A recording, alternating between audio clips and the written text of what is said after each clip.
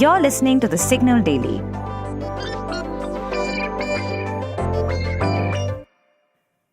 Hi, I'm Shorbari, your host for The Signal Daily podcast. This is the episode for 30th May 2024. YouTube enters the gaming arena with Playbles, a collection of casual games within its platform. What does it mean for YouTube and other competitors in the sector? We talk about it in the first segment. And in our main segment, we look at the recent development from the Israel-Gaza war. Recently, Ireland, Norway, and Spain recognized Palestine's statehood. But what does it mean in practical terms for Palestine? We try to unpack this. Stay tuned for more. All right, gamers, listen up. The battle for your attention and leisure time is heating up, and a massive player has just entered the arena. YouTube, the video streaming giant, is making a serious play for the gaming world with its new Playbles feature. That's right. The platform where we binge watch our favorite creators is now offering a curated collection of casual games. So what exactly are Playbles? Well, think of them as bite-sized gaming experiences that you can enjoy right within the YouTube app or website. No need for separate downloads or subscriptions. These games are readily available and completely free to play. We're talking about a diverse lineup of over 75 titles, ranging from Cut the Rope to beloved casual hits like Angry Birds Showdown and Trivia Crack. Now, this isn't YouTube's first rodeo with gaming. The platform had previously tested Playbles with YouTube Premium subscribers last year. But this broader rollout signals a more ambitious strategy, one that could potentially disrupt the traditional App Store model and redefine how we consume and engage with gaming content. And the thing is, Playbles is reportedly designed to keep you hooked. You can seamlessly transition between watching videos and engaging in gaming sessions, all while saving your progress and tracking these coveted high scores. But YouTube's gaming ambitions go beyond just keeping you glued to its app. Playbles could also open up new avenues for monetization, potentially serving as a testing ground for in-game advertising or other revenue streams down the line. After all, with a massive user base like YouTube's, the potential for monetization is undeniable. However, YouTube's parent company Google has not shown any intention to monetize this segment yet. Also, let's not forget, YouTube is just one player in a larger battle for gaming supremacy. Companies like Netflix, Epic Games, and even LinkedIn are all vying for a slice of the lucrative gaming pie. For instance, Netflix has been expanding its gaming catalog through acquisitions and licensing deals, while Epic Games is leveraging new EU regulations to bring its game stores to European users. But why is the gaming sector so attractive to non-gaming companies? Well, as a TechCrunch report puts it, it's a strategic move to avoid App Store fees and increase their own profits. Essentially, by providing games directly on their platforms, these companies can keep users engaged and also get to retain more of those sweet, sweet profits. Besides that, this move into gaming could pay off handsomely if executed correctly.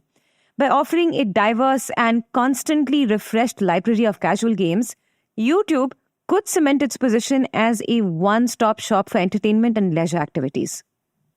However, the platform will face stiff competition from dedicated gaming platforms and consoles that offer deeper, more immersive experiences. Looks like we're in for one heck of a showdown over who gets to be the new gaming hotspot.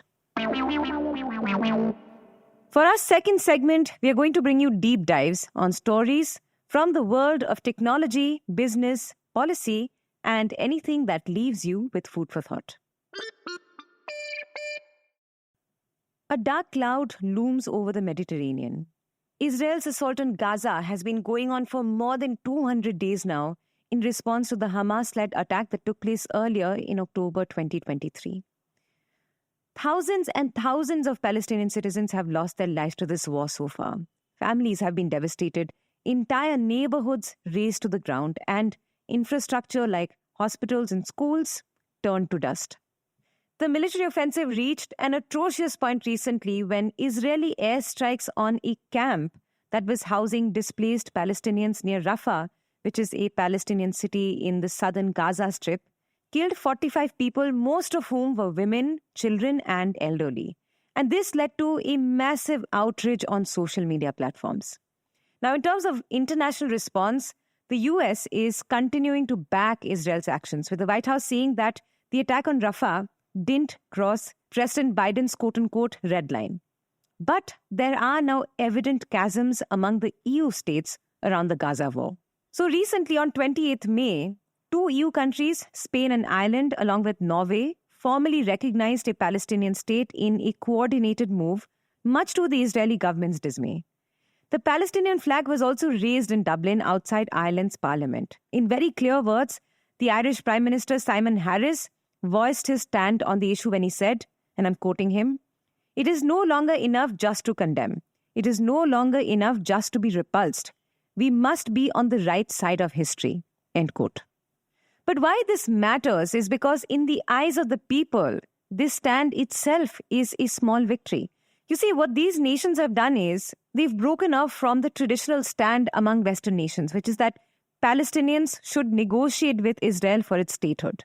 Now, Spain and Ireland are the first EU nations to formally recognize the state of Palestine. In fact, of the 27 members of the EU, 10 members, including Sweden, Cyprus, Hungary, the Czech Republic, Poland, Slovakia, Romania, and Bulgaria have recognized a Palestinian state.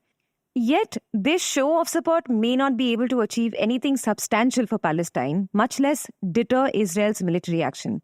And that's because none of the major Western nations have taken a stern stand on the matter, meaning the US, the UK, Germany, Canada, France, etc. So then, in practical terms, what does it mean to recognize the state of Palestine? Well, in short, it definitely adds some legitimacy to Palestine's quest for statehood, but it's complicated.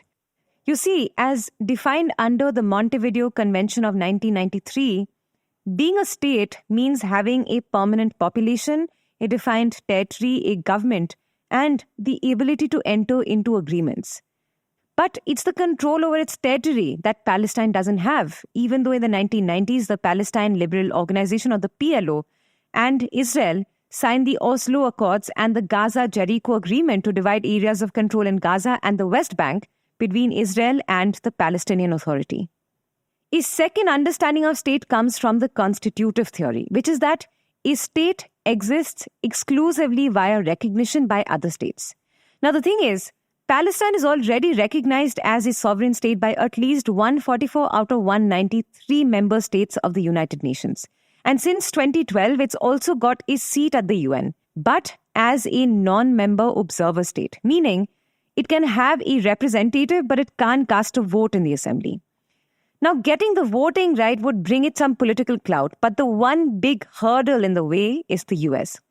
You see, to become a full member state, Palestine needs approval from at least 9 of 15 countries in the UN Security Council. But any of its permanent members, which includes China, France, Russia, the UK, and the US, can veto it.